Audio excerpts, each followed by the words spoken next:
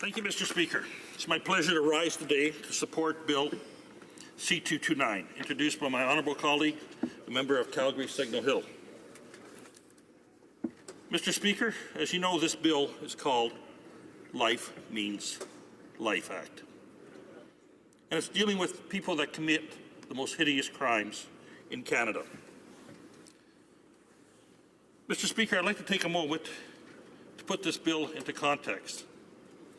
I would like to speak for a moment about the record this party, my party, the Conservative Party, is proud to have when it comes to criminal justice issues.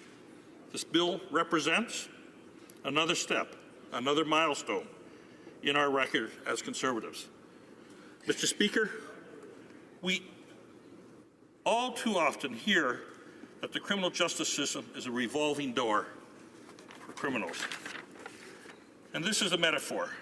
As Conservatives, we have tried to prove and develop a record to change that.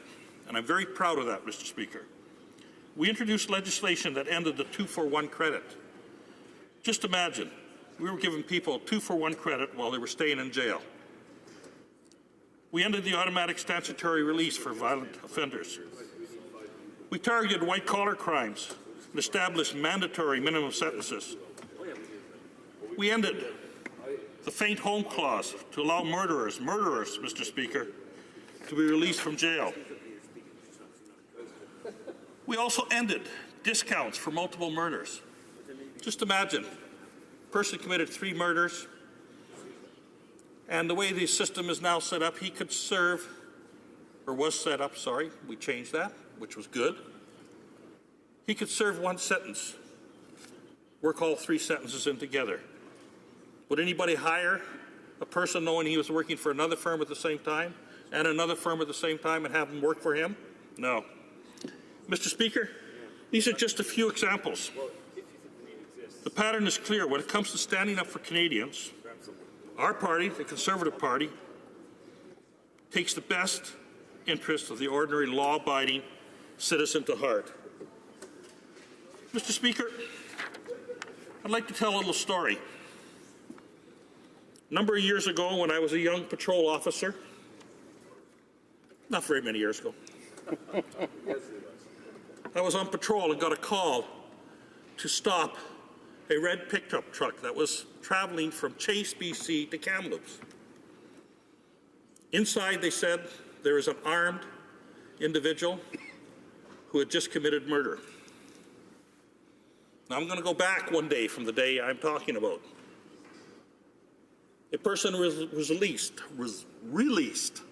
from the BC pen for a previous murder charge.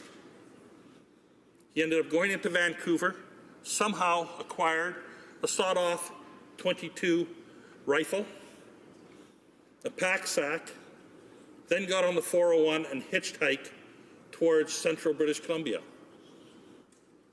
A young man and his girlfriend stopped and picked him up in a pickup truck. They continued on for about 4 hours till they got to Kamloops, where they thought he was going to get off, at which point he pulled the .22 out of his satchel and said, "Keep driving." He forced the young man and the young lady to drive towards Chase, a community about 1 hour away. Imagine the fear in the eyes of those 2 people. He then made the driver pull off the side of the road, just a short distance off the Trans-Canada Highway, a distance short enough you could hear the traffic going by. They were pleading, where he coldly, and I say very coldly, turned and shot the young man in the head. He then proceeded to rape the young woman several times throughout that afternoon and into the night. And then in the morning, when he got tired, he beat her what he thought was to death.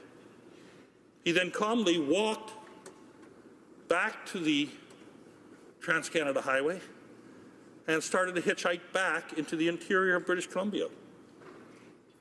Thank God, a service station owner saw him get into another pickup truck, the red one I mentioned earlier. Thank God the young lady recovered, and she was able to stumble from where she was to the service station and relate the hideous crime that had taken place. Back to the day.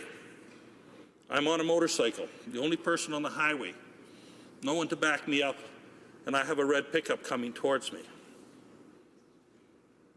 I pulled that pickup over. In those days, I used to carry a sawed-off shotgun on my motorcycle. I had it loaded. I stopped the truck, no one around, just me, pickup truck, a driver, and a passenger.